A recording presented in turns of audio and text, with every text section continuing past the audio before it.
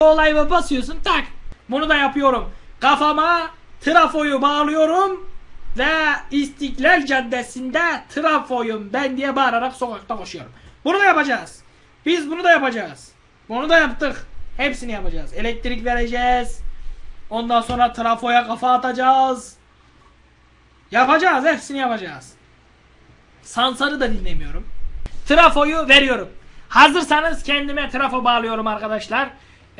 Bir de 500 buradan bar gelse, ben 500 barı alsam, bir daha yayını uzatsam, 10 dakika sonra yayını bitirmiyorum desem, Ruhiye desem ki sana 500 bar, onu 1000 liraya kakalasam, oradan gelen parayla 3 tane koruma tutsam, onları 2'ye versem, korumalardan birine 3 parça kıyafet alsam, gelen paranın 8/9'una bir manav açsam, manavda armutların içine karpuz suyu katsam, hormonu çaksam, bu iş olur.